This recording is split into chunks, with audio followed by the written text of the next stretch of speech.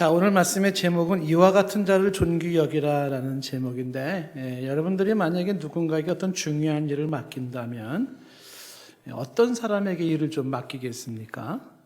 중요한 일일수록 아무한테나 일을 맡길 수가 없을 겁니다. 믿을 만한 사람에게 맡겨야 할 것이고, 혹은 분명한 사람에게 맡겨야 되지 않을까 싶습니다. 사도 바울이 좀 빌립보 교회에 심부름을 좀 시키려고 하는데 누구를 좀 심부름을 시켜야 되나 하다가 생각난 사람이 디모데였습니다. 오늘 19절 말씀에 내가 디모데를 속히 너희에게 보내기를 이렇게 말하고 있죠. 그래서 디모데를 보내서 지금 빌립보 교회 상황 이야기를 좀 들으면서 사도 바울이 안위를 받고 싶었습니다. 위로받고 싶었습니다. 자, 그런데 왜 사도 바울은 특히 이 디모데를 선택을 했을까? 그리고 뒤에 가면은 이제 이러한 자를 존귀히 여기라라고 말하는데, 디모데는 어떤 사람이었길래 그를 사도 바울은 신뢰를 하고 또 그를 굳이 당신의 신임받는 사람으로 보내기를 원했을까 하는 겁니다. 디모데의 오늘 말씀 속에서 두 가지를 주목해 보면서 이런 사람이 존귀히 받을 사람이구나 하는 내용을 주목해 보려고 합니다. 첫 번째, 디모데가 존귀히 받아야 될 이유는 순수함입니다. 순수함. 디모데는 순수한 사람이었다. 그 순수함이 우리가 한번 좀 생각해 볼 모습입니다. 20절 말씀에 이는 뜻을 같이하여 라고 했는데 바울과 뜻을 같이하는 겁니다. 사도 바울의 마음에 드는 거죠. 그러면서 디모데를 말하기를 너희 사정을 진실히 생각할 자가 이밖에 내게 없다라고 말하는데, 너의 사정을, 빌립보 교의 사정을 진실히 생각할 자, 이 진실이라는 말이 순수하게라는 뜻입니다. 순수하게 너희들을 생각해 줄 수 있는 자가 디모데밖에 없다라는 겁니다. 이 진실이라고 하는 것이 genuine인데요, 그네시오스라는 헬라 단어이기도 한데 진정으로, 진심으로 하는 뜻입니다. 진실하게. 그러니까 빌립보 교회를 그렇게 순수한 마음으로 진정으로 생각해 줄 수 있는 사람은 내가 보니까 디모데밖에 없다, 이렇게 얘기를 하는 것입니다. 보통 사람들은 타인의 문제나 타인의 일에 진정으로 대하는 게 어려워요. 이렇게 진심으로 관심을 가져주는 것은 쉽지가 않습니다. 일단 타인 그러면은요, 그것은 어디까지나 내 문제가 아닙니다. 그렇기 때문에 다소 형식적으로 대한다든지 혹은 의례적으로 대한다든지 예의상 대하기가 쉽습니다. 그런데 디모데는 그런 사람이 아니라는 것이죠. 진실함으로, 진정으로 생각해줘요. 진정으로. 아무런 이 다른 탓 없이 그냥 순수한 모습으로 생각해주는 디모데라고 말하고 있습니다. 이 디모데가 가지고 있는 그 진정성이나 신실함 혹은 그 순수함이라는 것은 디모데후서 1장에 잘 나와 있습니다. 디모데후서 1장을 보면 디모데가 어떤 사람인지 좀 더 자세히 나오는데 1장 3절 말씀에 보시면 사도 바울이 내가 밤낮 간구하는 가운데 쉬지 않아요. 그리고 너를 생각하는데 그 너가 디모데입니다. 이 디모데를 생각하는데 디모데는 누구냐면 청결한 양심을 가지고 있었다는 거예요. 그래서 조상적부터 섬기는 하나님께 감사한다라고 말합니다. 디모데는 청결한 양심을 가진 사람으로 그 청결한 양심으로 하나님을 섬겼습니다. 그 청결한 양심이 살아있었어요. 양심이 깨끗하다라고 하는 거죠. 양심이 더럽히지 않았다. 아주 그 쉬운 일은 아닌데, 그런데 이런 깨끗한 양심을 가진 디모데를 쉬지 않고 생각하며 기도를 하는 겁니다. 그러면서 4절에 이 디모데는 눈물이 많았어요. 내 눈물을 생각하여. 청결하고 순결한 사람, 순수한 사람이 흘리는 눈물이죠. 그런 사람들은 자신의 오점, 인생의 오점을 생각하면서 눈물이 납니다. 하나님, 내가 이렇게 연약합니다. 내가 또 이런 부족함을 보였습니다. 자기 자신에 대한 애통함이 있고 동시에 주변 사람들을 바라보시면서 영혼들을 향한 불쌍히 여기는 마음이 있죠. 그래서 눈에 눈물이 마르지를 않는 겁니다. 그리고 하나님이 나를 향해서 베푸신 구원과 십자가의 주사랑에 그 은혜에 감동하며 흘리는 눈물이 있습니다. 그 디모데라는 사람이 가지고 있는 그 순수한 깨끗함은 그런 양심으로 그의 눈물로 나타나고, 이 디모데를 사도 바울은 보고 싶었습니다. 그리고 그를 생각하면 기쁨이 가득 차올라오기 시작을 했습니다. 어떤 사람은 생각하면은 기뻐지는 사람이 있고 어떤 사람은 생각하면 불쾌해지는 사람이 있습니다. 이런 차이가 단지 상대방에 따라서 달린 문제만은 아닐 겁니다. 나의 선입견도 작용할 수도 있고 혹은 나의 오해가 작용할 수도 있을 겁니다. 이걸 전제로 한다 하더라도 사람 중에는 생각하면 기쁨을 주는 사람이 있고 생각하면 불쾌감을 주는 사람이 있는 건 틀림이 없습니다. 원하기는 여기 계신 여러분들 우리 모두가 누군가에게 생각하면 생각할수록 기쁨을 주는 사람이기를 축복합니다. 누군가가 우리를 생각하면서 기분 나빠, 불쾌 이런 사람 되지 말고 생각하면 기분이 너무 좋아, 그 사람 보고 싶어, 만나고 싶어 이런 사람이죠. 디모데가 그런 사람인데 아마 그런 삶의 배경에는 그가 가지고 있는 그 깨끗하고 순수함이 그에게 있었기 때문으로 보여주는 겁니다. 그래서 이제 1장 5절에는 이런 표현까지 쓰는 거죠. 디모데 너의 속에는 뭐가 있다? 거짓이 없는 믿음이 있다는 겁니다. 믿음에 거짓이 없어요. 아니 뭐 거짓 있는 믿음도 있단 말입니까? 그렇죠. 믿음이 거짓된 믿음도 있습니다. 그런데 디모데는 거짓이 없어요. 순수하고 정결하고 그런 깨끗한 모습으로 주님을 믿는 겁니다. 그래서 이 거짓이 없다라는 건 믿음직스럽다, 신실하다는 것이거든요. 그런 믿음이 있는데 이 믿음이 외할머니 로이스와 어머니 유니게를 통해서 내려온 거예요. 집안의 좋은 신앙의 전통이 이어져 내려간 것입니다. 그러니까 할머니 로이스가 어머니 유니게를 신앙으로 잘 지도를 한 거예요. 그리고 어머니 유니게는 또 당신의 어머니한테 배운 거를 아들 디모데에게 또 잘 가르쳐 준 겁니다. 하나님을 어떻게 섬겨야 하는 것인지를 가르쳐 주었어요. 그래서 집안 대대 흐르고 있는 거짓이 없는 믿음이 그 집안의 가문으로 전통으로 이어지는 겁니다. 이 축복도 우리에게 있기를 원합니다. 우리의 좋은 거짓 없는 믿음이 자손 대대로 이어지는 축복이 있기를 바랍니다.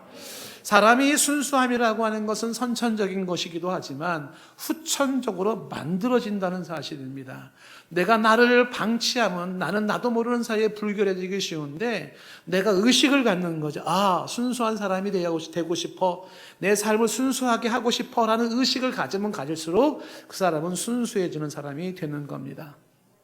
오늘날 자라나고 있는 많은 자녀들을 바라보면서 저는 우리 교회의 성도님들 모두의 어린 자녀들이 영악한 아이로 자라기보다 순수한 아이로 자라기를 바랍니다.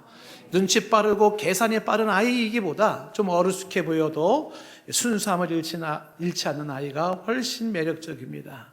오늘날 세상에 필요로 하는 사람도 누구냐 하면은 순수한 사람이에요. 순수한 사람이 그립습니다. 이 순수함을 잃어가고 있는 세대 속에 이 순수함의 중요성을 강조하는 한 영화를 한번 좀 소개하고 싶은데 포리스트 검프라고 하는 영화입니다.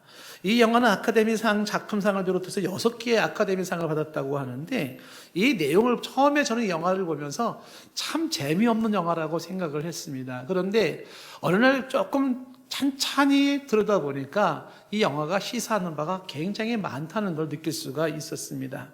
영화는 여러분들도 아마 보신 분들도 많이 계시겠지만 내용은 그렇습니다. 홀 어머니와 함께 전응아로서 생각이 좀 모자라는, 지능이 떨어지는 그 아이, 그리고 다리도 온전치 않아서 보조장치를 달고서 띠뚱띠뚱 걸어가고 있는 한 아이의 이야기부터 시작이 됩니다. 초등학교 입학 때 자신을 이해하고 받아줬던 여자아이 친구였던 제인과 함께 친하게 지내면서 그리고 함께 진정한 사랑과 우정을 나누기 시작하죠. 동네 애들은 이 검프를 바라보면서 놀리면서 못 살게 굽니다. 어느 날 그 여자친구와 함께 길을 걸어가고 있는데 동네 애들이 또 와서 욕을 하는 겁니다. 그리고 장애를 앓고 있다고 욕을 하면서 그다음에 흙을 집어던지고 하면서 공격하고 달려듭니다. 여자친구였던 이 제인이 외치죠. Run, 포리스트, 뛰어! 라고 얘기를 합니다.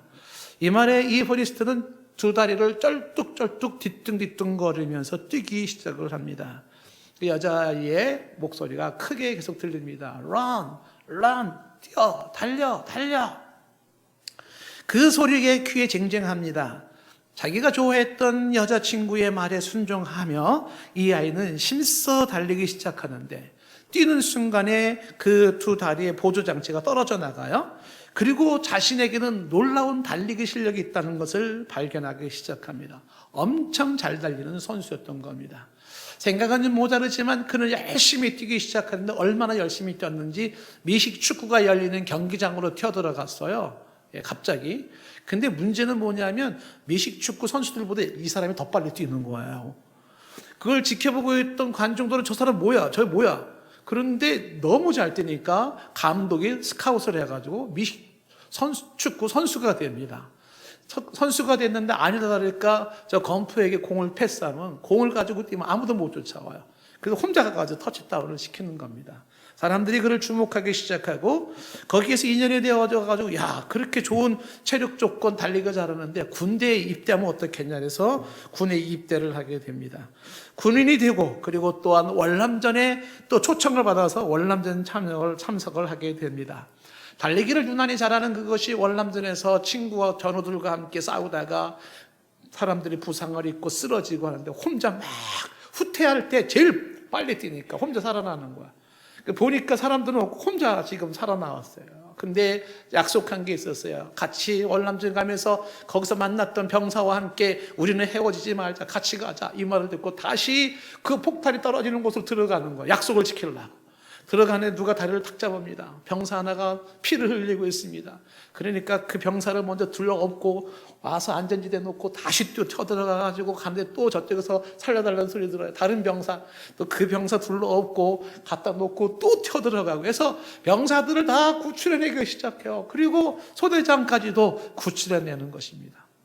이것 때문에 이략 미국의 영웅이 되는 겁니다. 전쟁터에서 많은 병사를 구한 병사로 그렇게 인정을 받기 시작하고 군 의무대에서 엉덩이에 총알을 맞았는데 그 총알을 대통령한테 보여줘서 한바탕 웃기도 하지만은 근데 그 의무대에서 탁구를 치는데 또 탁구 실력이 워낙 좋아가지고 미국의 국가대표 탁구 선수가 돼가지고 또 국제대회에 나가기도 해요. 인생이 아주 흘러가는 대로 흘러가는 것 같은데 너무너무 잘 풀립니다. 그때 이제 월남전에서 약속했던 친구와 함께 자기는 미국에 돌아가면은 새우잡이 배의 선장이 되기로 약속을 한 바가 있어서 포상금을 가지고 새우잡이 배를 하나 샀습니다. 모두가 그때는 이 농업이 안 된다고 하는 그때 약속 하나 지키겠다고 배 하나 사가지고 새우잡이로 나갔는데 새우가 얼마나 많이 잡히는지 졸지에 미국이 대표하는 어마어마한 부자가 됩니다. 그때 어머니는 돌아가시고 사랑하던 여인은 떠나고 그리고 그는 무작정 뛰기 시작하면서 미국을 횡단하는 거예요. 달려가는 겁니다.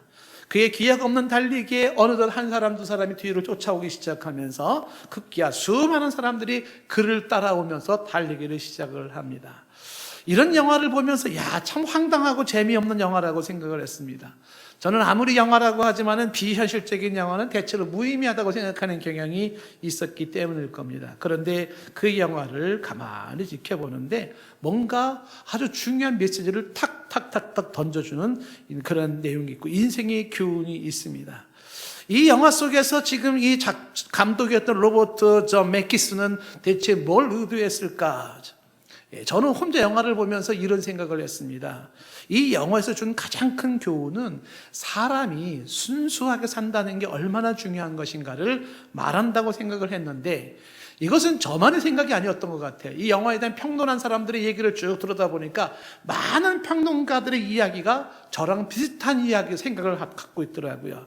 이 작자는 감독은 이 영화를 만들면서 미국의 그 위대함은 순수함에서 나왔던 건데 순수함을 잃어버리면서 미국의 허물어지는 세계를 고발하고 있는 것으로 평가를 하고 있습니다. 순수함이 없다 보니까 장애인에 대한 편견을 갖고 순수함이 없다 보니까 인종에 대한 차별이 생기고 순수함이 없다 보니까 전쟁에 나가서 총을 쏘고 폭력에 난무하고 그리고 그 제인이라는 여자애는 마약에 찌들어가지고서 히피문에 빠지는데 순수함을 잃어버린 사회의 붕괴 현상을 말하고 있다는 것입니다. 순수함은 곧 성실함을 말하고 순수함은 곧 정직함을 말하고 순수함은 곧 내 주변의 사람들에 대한 충실함을 말한다는 거예요. 순수할 때 평화가 주어지고 순수할 때 우정이 살아나고 순수할 때 사랑이 살아난다는 것을 보여주고 있다는 겁니다. 미국을 미국되게 했던 것이 순수함인데 그 순수함을 잃어버리는 것을 일침을 놓는 영화로 평가를 합니다. 이 영화 속에서 저는 이런 메시지를 받았습니다. 순수함이 성공한다. 순수함이 이긴다. 이 포레스트 검프는 좀 모자라는 사람 같고 바보 같은 사람이지만 그를 주인공으로 삼아서 결국 순수함이 그 전능과 같은 사람도 위대한 인물이 되게 한다는 것을 말하고 있다는 사실이에요. 제작자는 아마도 이런 것을 계속해서 강조했던 것으로 보여줍니다. 머리 굴리지 마라, 계산적으로 살지 마라, 이러한 샨디인들에게 메시지를 주는 것으로 봅니다. 순수함이 이긴다, 순수함이 우리를 살린다라는 메시지인 것입니다. 오늘날 미국 사회뿐만 아니라 우리 한국 사회를 바라볼 때도 우리의 관심은 어디에 가야 있어야 될까요? 먹고 살기 힘든 우리의 삶 속에서, 그리고 어떻게 사업을 하고 어떻게 직장 생활을 해야 될지 모두가 쉽지 않은 싸움에서 우리는 어디에 관심을 두고 어디에 더 많은 비중을 두어야 할까요? 오늘 성경에서 디모데를 말하면서 말하기를 그의 순수함을 사도 바울은 보았고 그는 내가 심부름시킬 만한 사람으로 그를 쓰기를 원했음을 말하고 있는데, 저와 여러분들의 오늘도 고군분투해야 되는 것은 여러 가지가 있지만 그 중에 하나가 나의 순수함을 잃지 않으려고 하는 노력입니다. 나의 순수함을 지키려는 모습입니다. 우리의 선의의 경쟁은 무엇이어야 하냐면 누가 더 순수한가, 이 문제에 대한 경쟁이어야 한다는 사실이에요. 누가 더 순수한가? 왜요? 오늘날 시대가 필요로 하는 사람은 순수한 이것이 필요하고 이것이 하나님이 원하시는 삶이기 때문입니다. 예수님께서 말씀하셨던 마태복음 10장 16절은 우리가 여러 번 보았던 말씀입니다. 우리가 살아가는 삶은 마치 양이 이리 가운데 있는 것과 같습니다. 여기서 우리에게 필요한 것은 뱀 같은 지혜와 비둘기 같은 순결함이라고 봅니다. 뱀이나 비둘기라는 동물이 뭘 의미하냐를 강조할 필요는 없습니다. 중요한 것은 지혜와 순결입니다. 설교 때마다 많이 강조를 했습니다마는 지혜가 없는 순결은 순진함이고 바보입니다. 결국 그것만을 원하는 건 아니에요. 진짜 순수함과 순결이라고 하는 것은 의와 거룩과 그리고 정의와 좋은 것에 대한 순수함이죠. 죄에 대해서도 빠져들고 나쁜 것에 빠져드는 그런 바보 같은 순진함, 혹은 당하고 사기당하는 그런 순진함은 아닐 겁니다. 순결함이 없는 지혜는 교활함이라고 말씀했죠. 지혜로운데 순결이 없어요? 그 교활함은 사기꾼의 기질입니다. 다른 사람들을 고난에 놓고 자기 이득을 챙기는 사람일 것입니다. 포레스트 검프라는 영화에서는 지혜가 없는 순결이 차라리 순결이 없는 지혜보다 낫다는 걸 말하는 것 같아요. 굳이 순결과 지혜를 굳이 따진다면 지혜로운 자보다 순결한 자를 더 강조했던 것으로 보여집니다만, 이상적인 것은 지혜로우면서 순결한 자입니다. 지혜로운 순결함입니다. 순진함이 아니라 순수함입니다. 몰라서 순진한 그런 사람이 아니라 다 알지만 그것으로 나를 더럽히지 않으려는 순수함입니다. 결국 이 순수함이 우리의 삶에 얼마나 필요한가 하는 것을 메시지를 통해서 보기를 원하는 것입니다. 순수한 사람은 사람을 대할 때에도 사람을 수단으로 대하지 않습니다.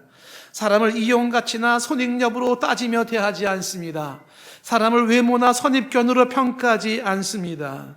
순수한 사람은 누군가를 사랑할 때도 계산적으로 사랑하지 않습니다.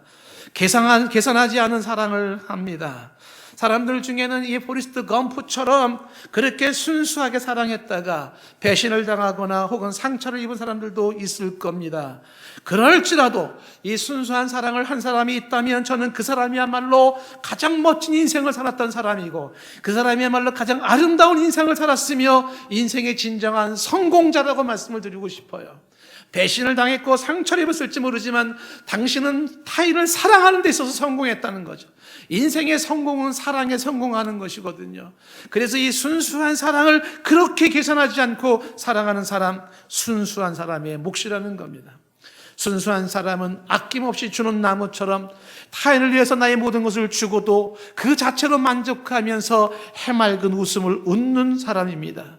이것이 그리스도의 사랑이고 이것이 하나님의 또한 사랑이기도 합니다. 이런 순수한 사랑을 이야기한다 그러면 어떤 사람들은 고개를 흔들지 모릅니다. 나는 그런 인생 필요 없어. 그렇게 살고 싶지 않아. 나는 좀 더 영악하게 실속을 챙기며 살고 싶어. 인생을 잘 산다는 게 뭐야? 그렇게 계산 잘해가지고 실속 챙기는 게 잘 사는 거지, 이렇게 말할지 모릅니다. 그런데 한번 곰곰이 생각해 봅시다. 누가 더 행복할까요? 영악한 사람이 행복할까요? 순수한 사람이 행복할까요? 한번 생각을 해봅시다. 누가 더 인생에 보람이 있을까요? 영악한 사람, 실속 챙기는 사람이 더 인생에 보람이 있을까요? 아니면 바보 같은 그 순수한 사람이 더 인생의 보람을 느낄까요?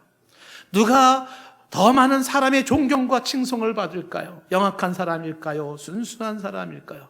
길이 기리고 싶은 사람은 누구일까요? 영악한 사람일까요? 순수한 사람일까요? 이 세상에 필요로 하는 사람은 누구일까요? 하나님이 기뻐하시는 사람은 누구일까요? 한번 곰곰이 생각해 볼 필요가 있습니다. 포레스트 검프의 제작자는 진정한 순수함이 그를 영웅을 만들어서 그로 하여금 위대한 인물, 부자로 잘 산다는 것을 상대적으로 얘기합니다. 그 순수함이 있음으로 말미암아 장애에 대한 편견을 버리고 그 순수함이 있기 때문에 반전의 그 전쟁의 폐해를 이야기하고 인종차별도 건너갈 수 있고 그리고 또한 폭력을 건너가고 등등을 얘기하고 있지 않습니까? 그리고 그 순수함을 가지고 살았더니 그의 인생이 이렇게 저렇게 흘러가는 인생 같지만은 그를 그렇게 멋지고 위대하고 부유한 인물로 만들었다는 메시지 아니겠습니까? 디모데는 순수함을 지킨 사람이었습니다. 성경은 이런 사람을 존귀히 여기라고 말합니다. 29절 우리 나오는 말씀이 29절 후반절 말씀에 보면은 후반절에 이렇게 되어 있어요. 이와 같은 자들을 존귀히 여겨라 말씀하고 있습니다. 이와 같은 자들이라는 게 지금 디모데와 다음 주에 봐야 될 에베브로디도 두 사람을 말하고 있습니다. 우리가 이 디모데와 같은 이런 사람이 존귀 여김을 받을진데 디모데의 그 순수함, 거짓 없는 믿음, 그의 선한 양심, 살아있는 눈물, 그의 순수함을 우리가 귀히 여길 수 있기를 바랍니다. 오늘날 우리 교회뿐만 아니라 이 사회가 인정해야 될 사람, 교회뿐만 아니라 이 사회가 진실로 존귀히 여겨야 될 사람 누구라고요? 순수한 사람입니다. 그런 교회, 그런 사회가 속히 오기를 원합니다. 이 디모데의 모습에서 보여주는 두 번째의 한 가지 더 보고 싶은 것은 왜 이 디모데를 존귀히 여기고 그를 신뢰하며 그에게 중요한 일을 맡기기를 원했는가? 그는 복음을 위하여 수고한 자라는 거예요. 복음을 위하여 수고할 줄 아는 자입니다. 22절 말씀입니다. 디모데의 연단을 너희가 하나니 자식이 아버지에게 함과 같이 나와 함께 복음을 위하여 수고하였느니라고 말씀합니다. 흥미로운 것이 22절에 디모데의 연단을 너희가 하나니라고 말하고 있잖아요. 이 표현이 다른 번역 성경에 뭐라고 되어 있냐면 디모데는 연단을 통하여 자신을 입증했다 이렇게 되어 있어요. 사람의 진가는 연단을 통해서 드러나는 겁니다. 사람이 얼마나 진실하고 사람이 그 신앙이 얼마나 제대로 된 신앙인지는 고난과 연단 속에서 드러나는 거예요. 그 고난과 연단 속에서 그 사람의 진가가 드러나는 건 평상시는 몰라요. 그런데 고난이 주어졌을 때, 연단을 받을 때에 그때 그 사람 됨됨이가 어떤 인간인지 드러나기 시작하는 것이고 그때의 그 사람의 신앙이 어떤 신앙인지 드러나는데 디모데는 연단을 통해서 자신의 진가를 입증한 거야. 자신의 신앙을 입증했고 자신의 순수함이라고 하는 것을 입증을 했다라는 것입니다. 그래서 자식이 아버지의 함과 같이 이렇게 사도 바울을 향하여 애틋한 마음을 가지고서 바울과 함께 복음을 위하여 수고했던 것을 말하고 있습니다. 여기 말씀 속에서 우리가 주목하는 것은 디모데의 수고했다는 이 모습입니다. 어느 단체나 공동체에 가면 누군가가 수고하는 사람이 필요합니다. 누군가가 수고를 해야 됩니다. 가정을 한번 생각해 보십시오. 누군가가 수고해야 가정이 정상적으로 돌아가지 않습니까? 누군가가 빨래를 해야 하고 빨래를 널어야 하고 계속 옷장에 넣어야 하죠. 누군가가 식사를 준비하고 설거지를 해야 되지 않겠습니까? 누군가가 화장실을 청소하고 막힌 것을 뚫어야 되지 않겠습니까? 누군가가 쓰레기통을 비워야 하고 누군가가 집안 정리정돈을 해야 됩니다. 누군가가 집안에 고장난 문고리를 고쳐야 되고 그리고 깜뻑깜뻑거리는 형광등 등을 갈아야 됩니다. 누군가가 고장난 가스레인지를 고쳐야 되는 거예요. 누가 수고할 것이냐? 수고해야지 가정이 돌아가는 거예요. 수고하지 않고는 가정이 돌아가지 않습니다. 그러니 수고하는 사람이 얼마나 소중하고 얼마나 귀한 사람인가 하는 거예요. 저희 교회 1층은 사실상 공중 화장실입니다. 그래서 오픈을 해놓는 거죠. 그러니까 동네 사람들이 다 와서 화장실을 이용을 합니다. 심지어는 주변에 있는 사람들이 교회 와서 화장실을 쓰시는 분들도 계시더라고요. 집에 화장실이 없나? 그러진 않을 것 같은데. 그런데 공중 화장실의 특징은요, 대체적으로 지저분한 게 특징입니다. 그런데 저희 1층 화장실은요, 깨끗합니다. 이유가 뭘까요? 사람들이 깨끗하게 사용했기 때문일까요? 그것만은 아니에요. 그 화장실을 매일 청소하시는 분이 계시기 때문에 그래요. 그 더러운 종류들 딱 싸서 버리고 쓸고 닦는 겁니다. 아마도 일주일만 그 1층 화장실을 청소하지 않고 내버려 두면요, 엉망진창일 겁니다. 수고하는 손길이 있기 때문에 깨끗한 곳을 쓸 수가 있는 겁니다. 우리 교회에는 말없이 교회를 청소하시는 여러 집사님, 권사님들이 계십니다. 참 귀합니다. 본당을 비롯해서 매주일 층층이 청소하시고 층층 화장실마다 청소하시고 사무실, 목양실을 청소해 주시는 분들이 계세요.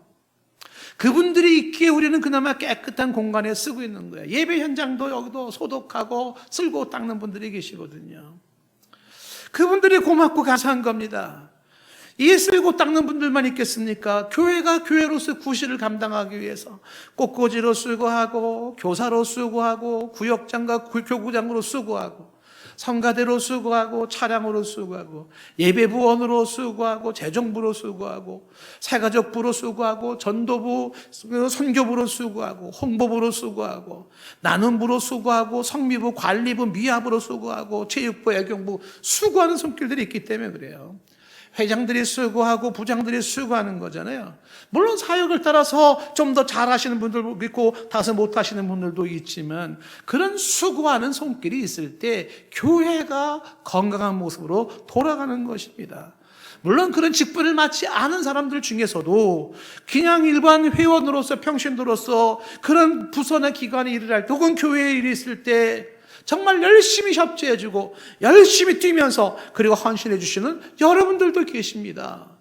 그들이 귀합니다. 그들이 귀한 거야. 그들의 수고가 귀한 겁니다. 왜냐하면 인간에게는 누구나 자기 속에 게으름의 속성이 있거든요. 수고하고 싶지 않습니다. 편하게 살고 싶습니다. 쉽게 살고 싶습니다. 이게 본성이 있는 거예요. 누군가가 밥상을 차리기보다는 차려놓은 밥상에 숟가락 하나 얹고 앉고 싶은 게 인간의 모습이에요. 보편적인 현상입니다. 그래서 섬김을 받는 사람보다 섬기는 사람이 더 소중하다는 것입니다. 우리의 보편적인 모습이 섬기기를 싫어하고 수고하기를 싫어하는 본성을 가진 이때에 오늘도 한 번 더 수고하고 애를 쓰겠다는 사람은 그런 사람들은 가뭄의 단비와 같은 사람이고 어둠 속의 빛과 같은 사람입니다. 제가 많이 강조하지만 정말 멋있는 사람은요, 우아한 의자에 앉아서 우아한 포즈를 취하면서 사진을 찍는 사람이 아니라 망가진 의자를 우아하게 만들기 위해서 얼굴에 기름칠을 하고 시커멓게 칠을 하고 먼지를 뒤집어 쓰면서 망치질을 하고 그 의자를 고치면서 아름답게 만들어 놓고 그 의자에 누군가가 앉을 때 기뻐하는 그 사람이 훨씬 멋있는 사람이에요. 망가진 의자를 내가 만들어서 누군가를 앉게 하겠다. 이런 사람이 좋은 사람입니다. 수고하고 싶지 않은 그런 상황 속에서 수고하는 사람들이 얼마나 아름다운 사람인가를 말씀하고 있는 거예요. 이런 사람들을 존귀히 여겨라. 이런 사람들이 귀하다. 그런데 이 디모데가 수고를 하는데 무슨 수고를 하냐면 22절에 보니까 복음을 위하여 수고했다라는 말을 강조하고 있습니다. 복음의 수고를 했다는 겁니다. 이것도 우리가 눈여겨봐야 될 소중하고도 중요한 모습입니다. 복음 사역도 누군가가 수고를 할 때 그 복음 사역이 이루어지는 거예요. 교회가 그냥 되지 않고 복음이 그냥 전파되는 게 아니라 여기에 복음을 위해서 수고하는 사람이 있을 때에 복음의 확산이 이루어진다는 사실입니다. 우리는 일찍이 빌립보서 1장 27절 말씀에서 복음에 합당한 삶이 무엇인지를 보았어요. 복음에 합당한 삶은 그 밑에 후반절에 나온 것처럼 복음 신앙을 위하여 협력하는 것이라고 말씀을 했습니다. 복음 신앙을 위해 협력한다는 건 복음 사역에 협력할 줄 아는 사람이에요. 복음 사역에 협력할 줄 아는 것이 귀하고 소중합니다. 오늘 말씀 21절 말씀 보십시오. 이런 말씀이 있죠. 그들은 다 자기의 일을 구하고 그리스도 예수의 일을 구하지 아니하되라고 되어 있지 않습니까? 이게 일반적인 현상 아닙니까? 사람들은 다 자기의 일을 구하지고 그리스도의 일은 좀처럼 구하지 않는 그런 모습이 아닙니까? 어쩌면 이것이 믿음이 없는 사람들이나 초신자들에게는 당연한 겁니다. 그렇죠. 자기의 일이 우선이죠. 무슨 예수의 일이 우선이겠습니까? 그런데 신앙의 연륜이 깊고 십자가의 구원의 은혜를 알고 하나님의 은혜를 아는 사람이라면 신앙이 깊어지면 깊어질수록 그 은혜의 감사와 감동이 있어야 되지 않겠습니까? 그것이 어떻게 해요? 이제는 나의 일도 중요하지만 그리스도 예수의 일을 구하는, 예수의 일에 참여하는 자가 될 필요가 있다는 사실이에요. 오늘날 자라는 자녀들에게 예수의 일을 구하는 것, 그리고 그 주의 복음을 위해 수고하는 것을 가르치지 않고, 그리고 훈련시키지 않아서 아이들이 자라면서 성장하면서 봉사하는 법을 몰라요. 복음을 위해 수고하는 법을 모릅니다.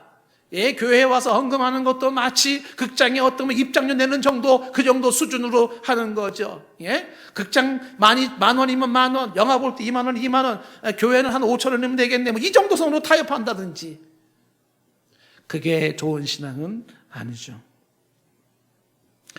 아까 2장 20절 말씀에 보았던 것처럼 이렇게 너희를 진실히 생각할 자가 이밖에 내게 없다, 이런 말을 하지 않습니까? 이밖에, 다시 말해 디모데밖에 내게 없다라는 것은 디모데 같은 사람이 드물다는 겁니다. 이렇게 순수함을 가지고 복음을 위해서 수고할 줄 아는 사람들이 드물다는 거예요. 그래서 이런 사람이 더욱 존귀 여김을 받고 귀 여김을 받아야 한다는 겁니다. 오늘 말씀을 듣는 저와 여러분들 마음속에 거룩한 부담감이, 거룩한 도전이 있기를 원합니다. 아, 순수한 삶을 추구해야 되겠다. 아, 복음을 위해서 어떻게 해요? 복음을 위해서 수고해야 되겠다. 이 마음이 들기를 바랍니다. 지난주에 우리 중남부 아프리카 선교사 대회가 있었습니다. 한번 우리 조금 그 사진 몇 장 좀 보고 보겠습니다. 이게 이제 모였던 사람들의 모습이에요. 그 서천에서 모인 선교사님들 함께 모인 것의 모습이고, 또 하나 사진 보시면은요. 예, 이제 현수막과 함께 일부는 이제 미리 좀 가셨어요. 그리고 사진 찍었고요. 그 다음에 이거는 이제 짐바브웨 사람들이에요. 저기 보면은 이제 우리 그 송진영 목사님, 선교사님, 차영선 사모님도 보이죠. 짐바브웨 사람들은 한 20명 정도가 저렇게 한 곳에 모여가지고서 줌으로 참여했었다고 하네요. 그 짐바브웨 선교사님들의 모습이. 그 다음에 이게 줌으로 예배 임하는 사람들, 크게 이렇게 한 집이나 이런 데 모여가지고 대형 프로젝트를 이렇게 틀어놓고 사람들이 모인 겁니다. 그 다음에 예, 이건 남아공의 하우땡에서 사람들이 모인 사람들의 모습이고요. 현수막이고, 줌으로 사람들이, 이렇게 여러 사람들이 모여서 임하는 것이죠. 예, 그 우리 송 목사님이 짐바브웨의 그 장면을 영상을 보내왔는데 한번 좀 볼까요? 거기 어떻게 사람들이 임했는지.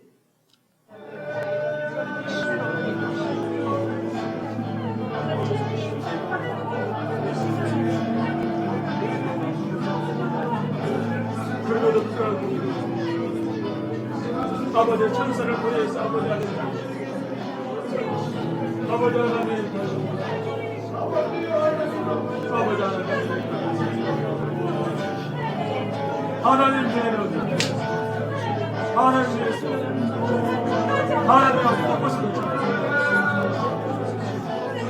주님 아버지 하나님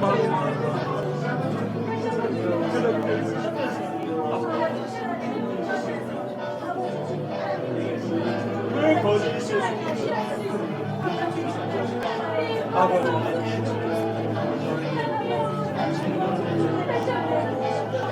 거짓을 찾아갔던 아버지의 상명을 만들었던 아버지 그건 어느 시에 가운데서도 아버지 잠시 아버지.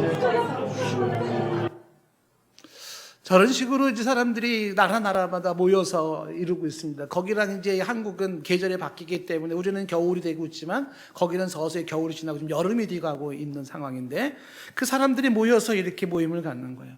이런 행사를 할 때마다 제가 느끼는 건 행사가 참 필요하다는 생각이 듭니다. 일부분 어떤 분들은 이건 고비용 저효율이 아니냐, 꼭 이렇게까지 해야 되느냐라고 생각하시는 분이 계시는데 이런 행사를 하면은 제가 이게 참 선교사님들에게 필요하다는 생각을 드는 몇 가지 이유가 있습니다. 하나는 이런 대회를 통해서 선교사님들이 선교에 대한 새로운 정보를 제공받기도 하고 선교에 대한 새로운 어떤 재정립을 하는 기회가 되기도 해요. 그리고 또 하나는 이런 모임을 통해서 선교사님들이 영적 재충전이 이루어집니다. 그 영적 재충전이 참 귀해요.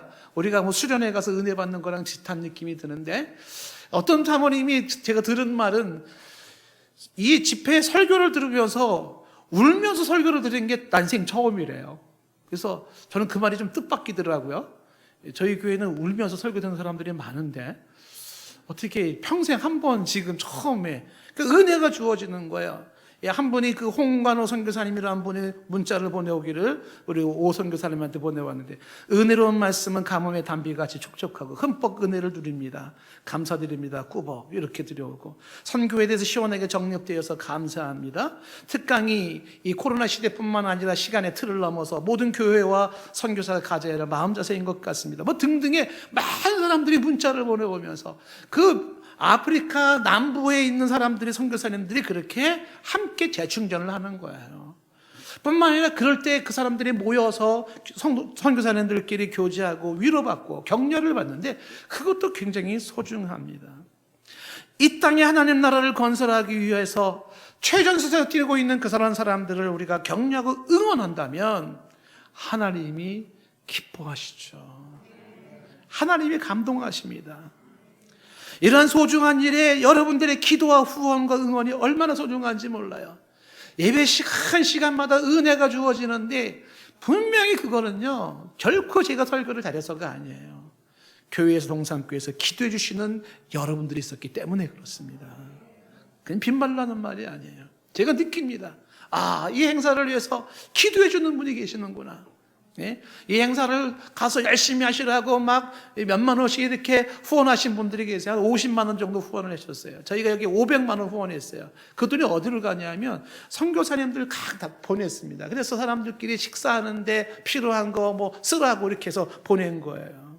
돈이 아깝지가 않습니다.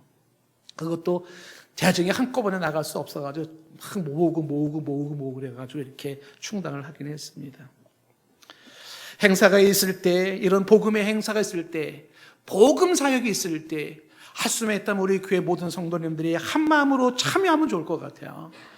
뭐 억지로 할 문제는 아닙니다. 믿음의 문제가 있고 그다음에 사람이 가지고 은혜가 있어야 되죠. 그래서 우리가 부지런히 믿음을 키우고 은혜를 받고 그 은혜에 감성하는 마음을 가지고 복음 사역이 있을 때 교회를 뛰어넘어 이 땅에 주의 나라를 이룬다는 거시적인 안목을 가지고 여기에 힘을 합치는 것입니다.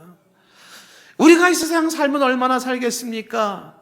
우리가 하나님 앞에 살면서 짧은 인생 속에서 우리가 하나님의 이 복음 사역에 협조하며 살았다면, 그렇게 살다가 이 세상을 끝나고 하늘나라에 간다면 저는 결코 그 인생은 후회롭지 않은 인생일 거라고 믿어요. 정말 후회롭지 않은 인생이 될 겁니다. 복음을 위해서 협조했다가 주님 나라 간다. 그 상도 잃지 않겠지만 하나님 앞에서 그 인생이 얼마나 값진 인생입니까? 이 행사를 치르면서 장항의 황영식 목사님이 참 헌신을 많이 하셨어요. 황영식 목사님 통해서 배울 게 많아요. 잘 섬깁니다. 근데 이번에 제가 하나 힌트를 하나 얻은 게 있었어요.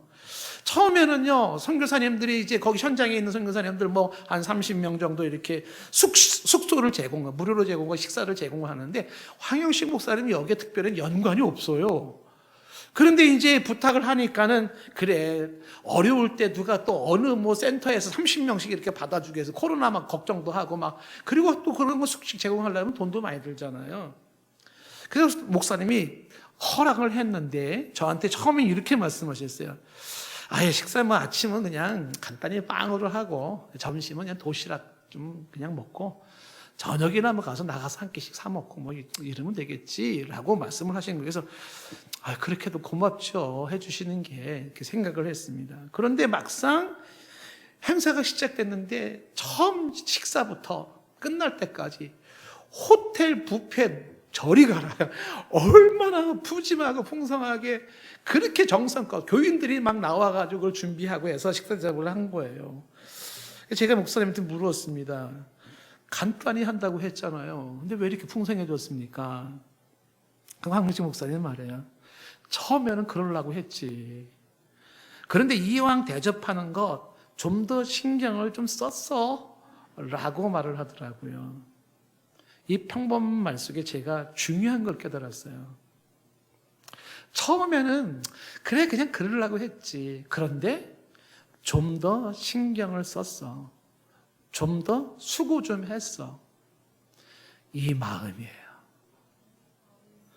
이 자세입니다. 기본적인 마음과 자세가 뭐냐? 아이 그래 조금 더 신경 좀 쓰자. 한 번 더 수고 좀 하자. 이거예요. 이 그런 마음과 이런 자세가 수고하는 모습으로 나오는 거예요. 내 마음속에 그래 한 번 더 수고 좀 하지 뭐. 그래 한 번 좀 더 신경 좀 쓰지 뭐. 이런 마음을 가지지 않으면 이렇게 수고와 헌신이 나오지는 않는다는 것입니다. 이래서 이 마음이 얼마나 소중하고 귀한 것인가. 여러분 마음속에 한번 그래 이런 마음 자세 이런 태도가 좀 우리가 배울 만한 것이라고 생각이 되어지는 거죠. 그래 한 번 더 좀 신경 좀 쓰지 뭐. 조금만 더 수고 좀 하지. 조금만 더 이왕이면 조금 더 수고 좀 하지 뭐. 그것이 이 세상에서 목말라 있는 수고하는 자, 섬기는 자, 그 모습으로 나타나고 그게 귀한 사람이라고 평가를 받는 거예요. 제가 한 주간의 6중에 우리 1-5구역이 숙소를 정리하는 모습 보면서 제가 잔잔한 감동을 먹었어요.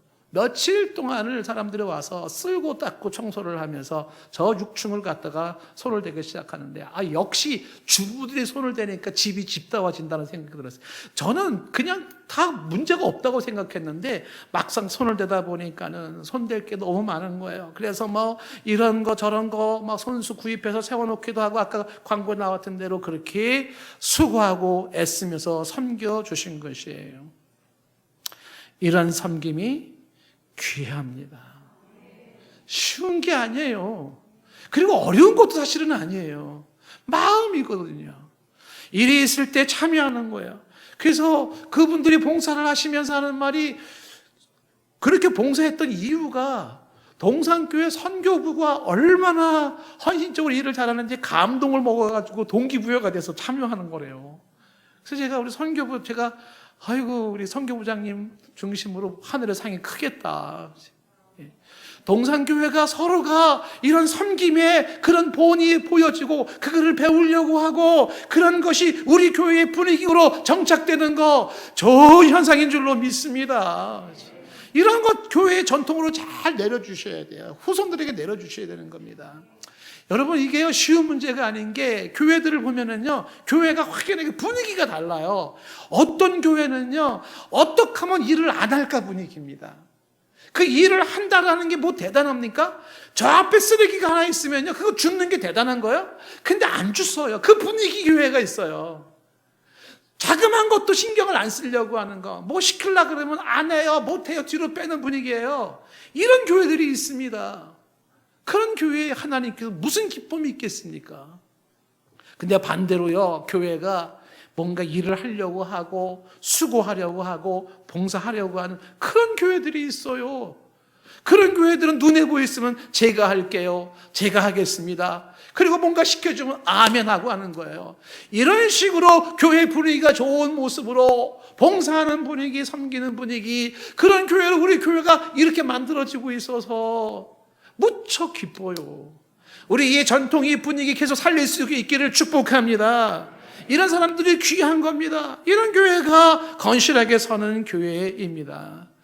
코로나는 폭풍우가 몰아쳐요. 그래서 교회계마다 타격이 엄청 큽니다. 근데 우리 동산교회는요, 이 폭풍우가 몰아쳐도요, 저는 끄떡없다고 생각해요. 왜 그러냐면요, 끄떡없는 이유가 몇 가지가 있습니다. 하나는 동산교회는요, 복음이 살아있어요. 십자가의 복음이. 성도들이 십자가 복음에 서 있으면요 비바람 속에서 무너지지 않아요. 그리고 말씀이 살아있는 거예요. 여기에 성도님들이요 굉장히 화기애애하게 사랑하며 섬기는 그런 분위기로 가고 있지 않습니까? 뭐 완벽하진 않다 하더라도 사랑하는 분위기죠. 여기다 플러스 뭐가 있어요? 섬기려고 하고 수고하려고 하고 봉사하려고 하니까 이런 교회가 무너지겠습니까? 안 무너집니다. 하나님은 저와 여러분을 많이 사랑하는 줄로 믿습니다. 우리 교회 좋은 교회입니다. 대놓고 얘기하지만 좋은 교회, 좋은 성도들이에요. 이 40년 전통 잘 물려줍시다. 빌립보서 2장 29절 후반절에 이와 같은 자들을 존귀 여기라라고 되어 있습니다. 그래서 디모데 같은 사람을 존귀 여기라고 했고요. 다음 주는 에바브로디도라는 사람을 보는데 그 에바브로디도는 누구인지 여러분 성경을 한번 미리 읽어보시고 예습하셔서 교인 여러분들 주변 사람들과 한번 나눠보세요. 야, 에바브로디도는 누구지? 다음 주 목사님 이 사람 설교할 건데 어떤 사람인지 한번 보시고, 그리고 여러분들 다음 주에 제가 어떤 설교를 할지 미리 한번 짜보세요. 요 에바브로디도 가지고 다음 주에 설교 목사님 분명히 요거 설교할 거야 한번 짜보세요. 한번 제가 그 설교 하는지 안 하는지 한번 이렇게 따져봐도 좋을 것 같습니다. 자, 오늘 우리 설교를 맺습니다. 우리 가운데 존귀 여김을 받을 자 디모데를 말하고 있습니다. 디모데 여러 가지가 있지만 두 가지로 우리는 집중해 봅니다. 그에게는 순수함이 있었다. 순수한 사람 디모데. 두 번째, 그에게는 복음을 위해 수고할 줄 아는 사람이었다. 수고할 줄 알아요. 특히 복음을 위해 수고할 줄 알았다는 것입니다. 우리 모두 그런 사람이 되기를 축복합니다. 우리 모두 그런 사람이 되도록 도전합시다.